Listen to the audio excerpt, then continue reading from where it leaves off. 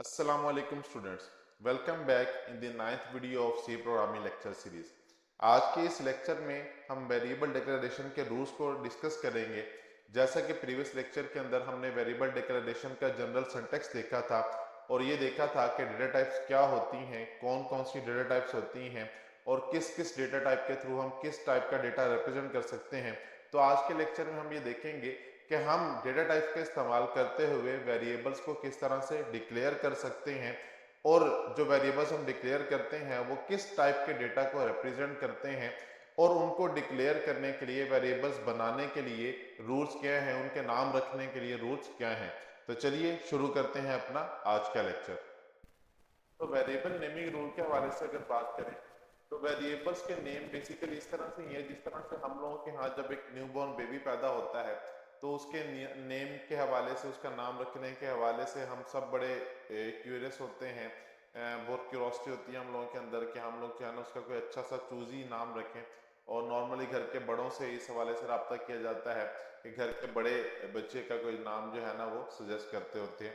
इसी तरह से प्रोग्रामिंग लैंग्वेजेस जब बनी थी और जब वेरिएबल्स की ज़रूरत पेश आई तो उस टाइम पे जो प्रोग्रामर्स थे उन्होंने ये सोचा कि भाई वेरिएबल्स तो ठीक है हम बना लेते हैं बट उनके कोई ना कोई स्पेसिफिक रूल होने चाहिए, कुछ रेगुलेशंस होने चाहिए जिनको फॉलो करते हुए वो वेरिएबल्स क्रिएट किए जाने चाहिए। तो लास्ट लेक्चर में हमने जैसे कि देखा था कि डेटा टाइप्स क्या होती हैं और डेटा टाइप के थ्रू वेरिएबल को किस तरह लिखते हैं। तो आज पहले ये देख लेते हैं कि वेरिएबल लिखने का जो जनरल सिंटैक्स था वो क्या था और उसके बाद हम वन बाय वन जो रूल्स हैं हम उनको डिस्कस कर लेते हैं। तो लास्ट लेक्चर में हम लोगों ने ये देखा था कि वेरिएबल अगर आपने डिक्लेयर करना है तो उसके लिए सबसे पहले आपको क्या लिखना पड़ता है, डेटा टाइप लिखनी पड़ती है, देन वेरिएबल का नेम होता है, वेरिएबल नेम। और वेरिएबल नेम कंप्लीट होने के बाद आखिर में आते हैं स्टेटमेंट टर्मिनेटर। तो ये था जी जनरल सिंटैक्स। तो डेटा टाइप्स हमने लास्ट लेक्चर में कवर की थी, मैं आपको एक दफ़ा दोबारा दिखा देता हूँ कि हमने लास्ट लेक्चर में जो डेटा टाइप्स कवर की थी वो ये थी डेटा टाइप्स बेसिकली। अब हम ये करते हैं कि हम इन्हीं डेटा टाइप्स को यूज़ करते हैं लाइक इंटीजर के थ्रू डिफरेंट वेरिएबल्स क्रिएट करके देखते हैं, कैरेक्टर के थ्रू, फ्लोट के थ्रू। तो सबसे पहले अगर मुझे कोई वेरिएबल डिक्लेयर करना है तो वेरिएबल डिक्लेरेशन के नेमिंग रूल्स में सबसे पहला रूल है वो ये है कि variable name must start from some alphabet. What does it mean? इसका मतलब ये है कि मैंने अगर कोई इंटीजर टाइप का वेरिएबल बनाना है जिसमें कि किसी की एज सपोज मैंने स्टोर करनी है तो उसके लिए एक तो पहले डेटा टाइप लिखूंगा, देन वेरिएबल का नेम लाजमी है कि किसी न किसी अल्फाबेट से स्टार्ट होगा। तो मैंने ए नाम का एक वेरिएबल बना दिया। अब ए नाम का जो वेरिएबल है बेसिकली ये क्या है, अल्फाबेट से स्टार्ट हो रहा है, दैट्स वाई ये क्या है, एक वैलिड वेरिएबल नेम है। अब यहाँ पे एक और बात आती है कि भाई ए क्या स्टोर करवा रहा है। लाइक मैं अगर ए की वैल्यू की बात करूं और ए के अंदर मैं मेमोरी में सपोज 20 स्टोर करवा देता हूं। अब ये 20 क्या है देखने से तो पता नहीं चल रहा कि 20 क्या है। हाँ, ये देख के जरूर पता चलता है कि कोई इंटीजर वैल्यू है बट ये पता नहीं चल रहा कि ए एक्चुअली है क्या, एज है, किसी स्टूडेंट के मार्क्स हैं, क्या है क्या नहीं, कुछ आइडिया नहीं है। तो उसके लिए फिर सेकंड रूल है कि variable name should be meaningful, कि वेरिएबल का जो नाम है वो मीनिंगफुल होना चाहिए। फॉर एग्जांपल अगर 20 हमारे पास किस स्टूडेंट की एज है तो हम यहाँ कैसे लिखेंगे इसको, इंट एज। तो जब हम यहाँ पे इस तरह से इसको लिखेंगे तो अब ये क्या बन गया है, ये एक मीनिंगफुल नेम बन गया है जिसका मतलब ये है कि इसके अंदर, इस वेरिएबल के अंदर हम क्या करने जा रहे हैं, किसी न किसी की एज स्टोर करने जा रहे हैं। इसको मजीद मीनिंगफुल बनाने के लिए अगर हम ये कहते हैं कि ये जो एज है ये किसी स्टूडेंट की है तो हम क्या करते हैं, इसके नाम को मजीद मॉडिफाई कर लेते हैं और यहाँ लिख देते हैं स्टूडेंट एज। तो अब ये हमारे पास क्या बन गया, एक और वैलिड वेरिएबल बन गया कि जिसमें हम क्या कर सकते हैं, किसी स्टूडेंट की एज को स्टोर कर सकते हैं। अच्छा, एक चीज आपने यहाँ पे नोटिस की होगी कि मैंने स्टूडेंट एज लिखा है लेकिन स्टूडेंट एज के वेरिएबल में अगर आप देखें तो ये दो वर्ड्स हैं, स्टूडेंट एक अलग वर्ड है और एज एक अलग वर्ड है। और इन दोनों के दरमियान में नॉर्मली जब हम इंग्लिश में लिख रहे होते हैं तो हम लोग स्पेस देते होते हैं बट मैंने यहाँ पे कोई ऐसा स्पेस नहीं दिया। बेसिकली वेरिएबल नेमिंग का एक ये भी रूल है कि अगर आपने दो वर्ड्स को मिलाकर एक वेरिएबल बनाना है, दो या दो से ज्यादा वर्ड्स को मिलाकर एक वेरिएबल बनाना है, तो ये लाजमी है कि आप उनके दरमियान स्पेस नहीं देंगे। So there should be no space between the two words of a single variable name.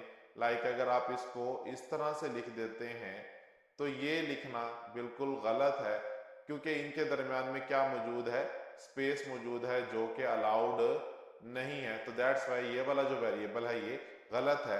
इसको करेक्ट करने के लिए या तो आप दरमियान से स्पेस खत्म कर दें, या दूसरा मेथड ये होता है कि आप अंडरस्कोर का इस्तेमाल कर लें।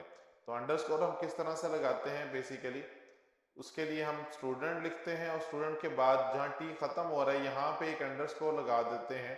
अंडरस्कोर अगर कीबोर्ड पे आप देखना चाहें तो शिफ्ट के साथ जो आपका ऊपर बैक स्पेस होता है, बैक स्पेस से पहले प्लस का बटन और प्लस से पिछला जो बटन है वहां पे मतलब अंडरस्कोर मौजूद है। शिफ्ट के साथ जब आप वो बटन प्रेस करते हैं तो आपको जो है ना अंडरस्कोर लगा हुआ नजर आ जाएगा, अंडरस्कोर लिखा हुआ नजर आ जाएगा। तो इस तरह से आप अंडरस्कोर जो है वो लगा सकते हैं। और इस तरह से या तो आप वेरिएबल का नाम लिख लें, अगर आपने दो वर्ड्स को मिलाकर एक वेरिएबल बनाना है, या दो से ज़्यादा वेरिएबल, दो से ज़्यादा वर्ड्स को मिला के एक वेरिएबल का नेम बनाना है, तो या तो आप ये वाला मेथड यूज़ कर लें बगैर स्पेस के, या फिर अंडरस्कोर के साथ आप इसको लिख सकते हैं। इसके अलावा अगर वेरिएबल के नेमिंग रूल्स की बात करें तो वेरिएबल नेम कभी भी कोई भी इंटीजर वैल्यू नहीं हो सकती। मिसाल के तौर पे अक्सर बच्चे गलती करते हैं, मैं अगर उन्हें कहता हूं कि अपनी एज एक वेरिएबल के अंदर स्टोर करवाएं तो वो इस तरह से इंट 18 लिख देते हैं, कोई 19, 20, 21 अप टू सॉन जिसकी जो एज होती है। बच्चे नॉर्मली ये गलती करते हैं कि वेरिएबल नेम की जगह पे 18 लिख देते हैं। तो ये बिल्कुल गलत है, ऐसा नहीं कर सकते। पहला रूल मैंने आपको बताया कि variable name must start from some alphabet. तो वेरिएबल नेम अल्फाबेट ही हो सकता है, अल्फाबेट के अलावा कुछ और अगर आप लिख रहे हैं तो वो वेरिएबल नेम नहीं हो सकता। हाँ, एक काम हो सकता है कि अगर आप कोई वेरिएबल नेम बना रहे हैं तो उसके स्टार्ट में नहीं, लाइक मैं एग्जांपल्स आपके सामने दो लिख देता हूं। अगर आप यहाँ स्टार्ट में कोई इंटीजर वैल्यू लिख रहे हैं तो ये बिल्कुल गलत है। बट अगर आप इसके आखिर में या मिडल में, इस वेरिएबल नेम के आखिर में या मिडल में कोई इंटीजर वैल्यू लिख देते हैं तो ये ठीक है, इसमें कोई ऐसा इशू नहीं है। तो या तो आप इस तरह से लिख लें या फिर आप क्या कर लें, मिडल में कहीं पर भी आप कोई इंटीजर वैल्यू लिख सकते हैं, तो ये भी ठीक है।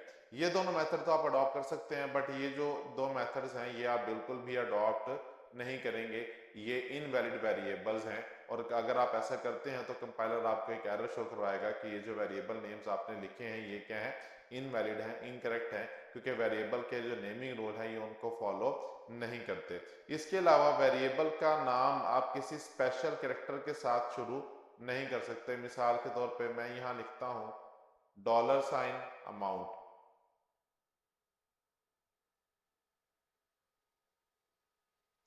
तो ये जो $, है ना, ये भी गलत वेरिएबल नेम है, क्योंकि मैंने आपको पहला रूल बताया कि variable name must start from some alphabet, और ये $, तो बेसिकली एक सिंबल होता है, तो दैट्स वाई ये भी गलत है। हाँ, अलबत्ता अगर आप इसको इस तरह से लिख लें कि इंट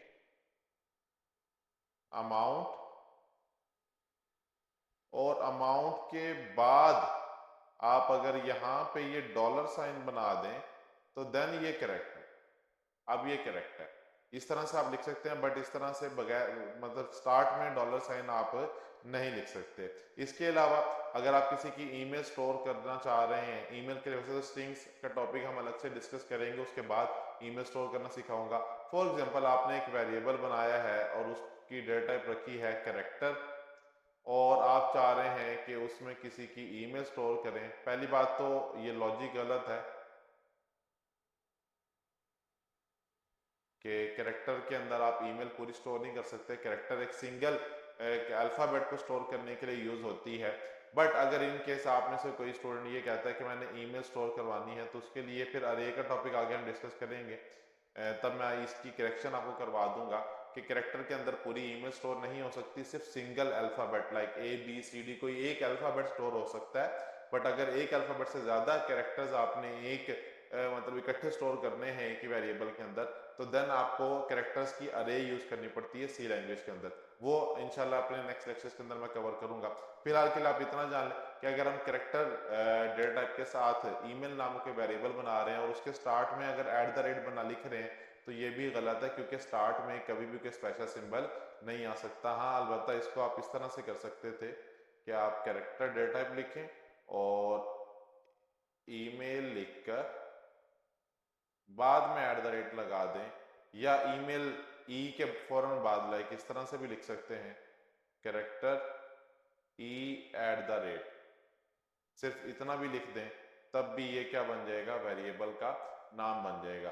तो ये कुछ बेसिक रूल्स थे। इसके अलावा एक और रूल कि अगर आप कोई वेरिएबल मतलब स्टार्ट में आप वेरिएबल का नाम जो है स्टार्ट करते हुए आप चाहते हैं कि अल्फाबेट से स्टार्ट ना हो, तो आप क्या कर सकते हैं, आप अंडरस्कोर का यूज कर सकते हैं। लाइक अंडरस्कोर के थ्रू आप किसी भी वेरिएबल का नाम लिख सकते हैं। फॉर एग्जांपल मैं कहता हूं